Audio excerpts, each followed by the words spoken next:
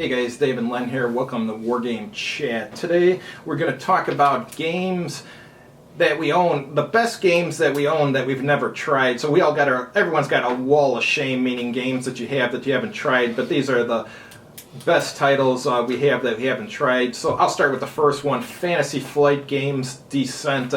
It's basically a dungeon crawl with miniatures. The miniatures are pretty cool and stuff. It's a really big game. It's supposed to be tons of fun. As far as I know, I've never played the game. I got a copy at home, a used copy that's complete. I wish I'd get a chance to try it. But it looks like the type of game where if you like D&D or any type of dungeon crawl, you'd probably have a great time with it. What's your first one? Okay. Sovereign of the Sea, which is not GMT Games, I think Compass Games. It's basically War at Sea with during the Age of Sail. Now the thing that kept me from playing this is that it's like a two-map thing, and I need the space. And recently I did clear off like a dust that could hold it. And I was thinking if this was a one-map game, I would have played it by now. But I had to hold off because I had things to do. Of course, now after the flood, I got stuff on that. So that'll be a couple months before I get around to Sovereign of the Sea. Yeah, Chicago had flooding. What was it, last weekend or was it the weekend before? September 11th, Sunday. Okay. Gotcha. Yeah, my dad's house fortunately is in Chicago. It didn't have any flooding though. He had a bunch of sewer work done. And it was pretty expensive, but it looks like it was a good idea because he's one of the few houses that didn't flood. But, alright, my next one here, I can't believe I haven't played this yet. Avalon Hill, Alexander, very old, ancient war game. It's sitting by my desk at home. I don't know why the hell I haven't tried it yet. I mean, it looks pretty cool and stuff. I think this one's got hexes and not a square grid on it. But, yeah, I definitely got to try this just to check out and see how it is. Have you ever owned that one, or? I'm trying to think if I have or not. I'm not sure. I don't think I have. I usually like games that are about Macedonia or Alexander the Great, so I'm sure there's a high degree of probability I'll like it. I was interested in Alexander the Great because I always thought that his battles were one-sided. Alexander wins all the time. I may be wrong about that. Well, if you're Alexander, that's a good thing. Yeah. But I may be, the battles may be more balanced than I think, but...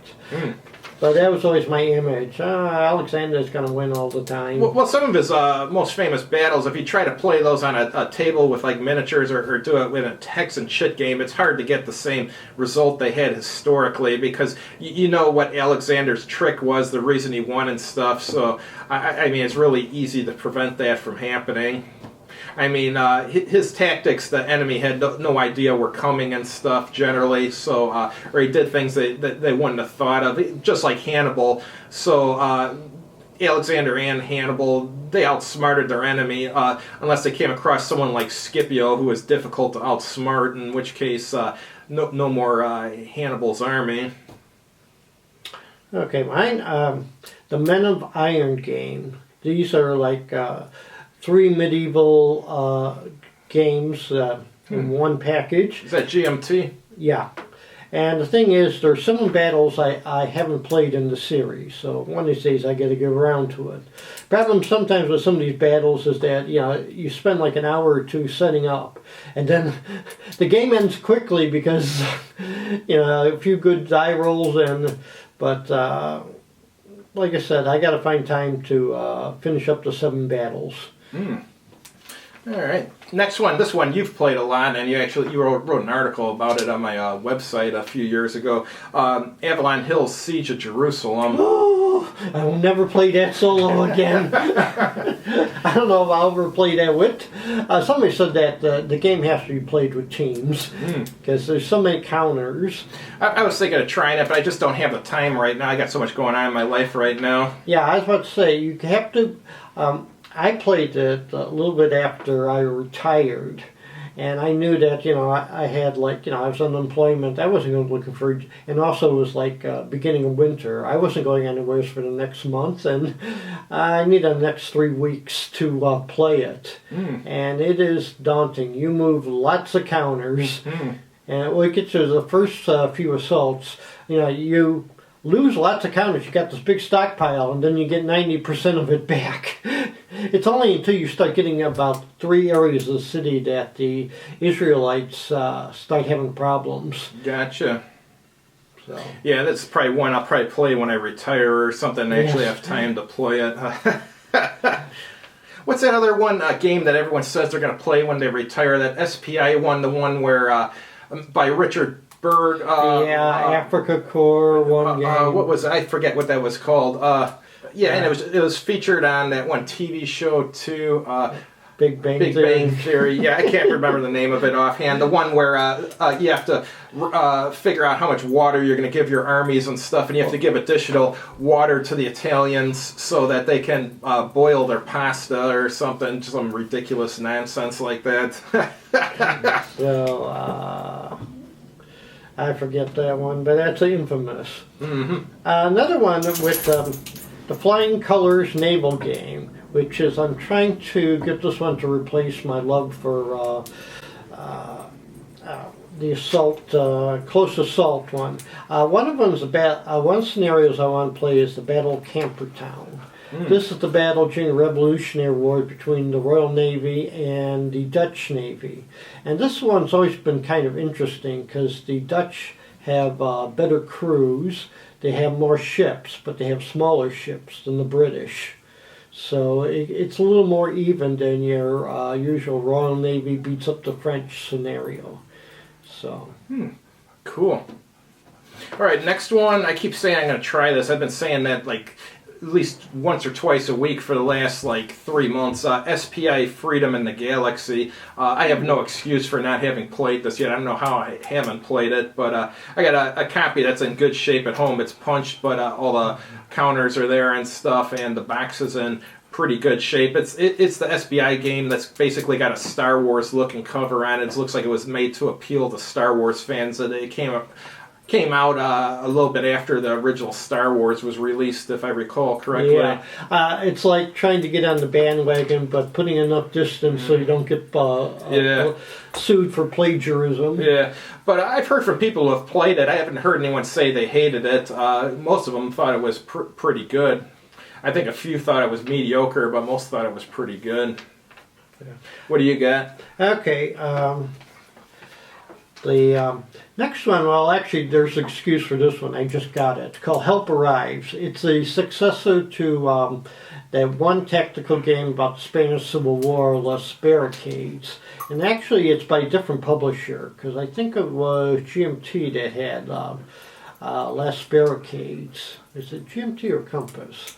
And it's the same game system, except I think both sides get a few armored cars this time in every scenario.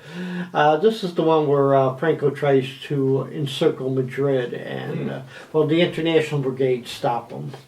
So I'll be playing that soon. Cool. And then my last one is SPI Bug Hunter Sniper. There's a little story behind this one. I got this and a bunch of the other SPI snipers, and I didn't check the stuff enough when I first bought it, but the guy who owned it before put all the counters from all the games into the same 2 counter trays or something, so I had to spend like several hours going through this counter tray and figuring out which counters went to which game and stuff, and to my surprise, each of the games was complete. All the counters are there. It was just difficult trying to find them all and stuff, but this one looks like it's meant to be something like Alien or Aliens, and using the sniper rule set, I guess, with some modifications. Looked alright, but my first thought after I read the rules, my first thought after reading the rules is that maybe it was a little bit too complex for that type of game. I would prefer something a little bit simpler, like that Task Force Games Intruder, that one which was a takeoff of Alien the movie. That had a pretty simple rule set, but God, was it fun to play. Oh, okay, that might be. We played that at Black Sun once. That's the one where I think the alien would kill the cats or something, or eat them or something. Yeah, and then each time that something happened to the alien, it would mutate and become a more powerful alien or something like that. Yeah, there's something like it does certain things. It improves, which is no good. Yeah, we were playing at Black Sun Games, and people were hearing us talk about the game while we were playing, and there actually a few people came over to check it out. They thought it sounded kind of cool. Okay, looking at this, I have a section where I have some of the magazine games where I put them, the ones I'm interested in, but I got to find the time to play them. I got a bunch like that. Yeah, one of them is Belisarius. It's an S&T game. Oh, that's probably fun. Yeah, because that's a strategic level game, and I played several games on the same subject. And so you have the Byzantine Empire with the best general in the world at the time, surrounded by enemies. So you have to figure out, if they unite, you're in deep trouble. Yeah. But you try to separate and divide them either through military conquest or diplomacy, or maybe possibly both. So, like I said, one of these days, a few times this year, I came close to setting it up, but something would happen. And back to you. Oh, I got nothing else actually. I got a few more.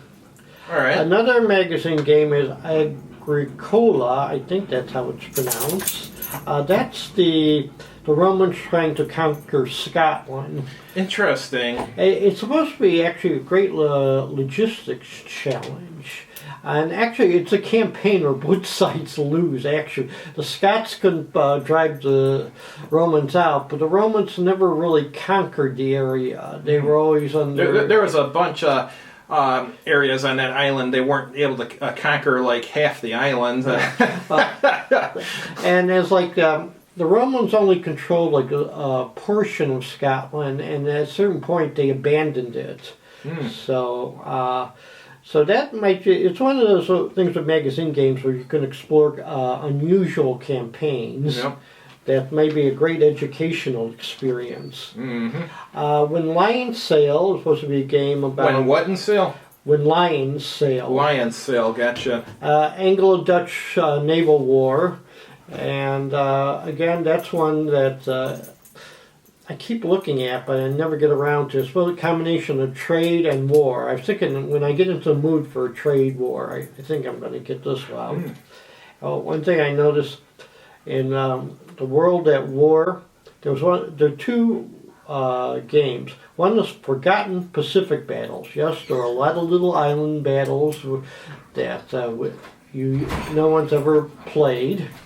And the other one's another paratrooper one, where they have one battle with the Japanese, with Japanese paratroopers, so that's going to be really pathetic. And actually one important battle, it's between the British and the Germans. It's one of the few times in which both sides parachuted into the battlefield. Because sometimes you can use airborne troops as quick reinforcements. Just give them parachutes and drop them right behind the lines. So, yeah, we're going to be busy for a while. Yeah. All right, that's all we got, guys. We'll have a new War Game chat next week. Not sure of the topic yet, but if any of you have any suggestions, let us know. We're kind of running out of ideas for topics. Have a good evening. Yeah.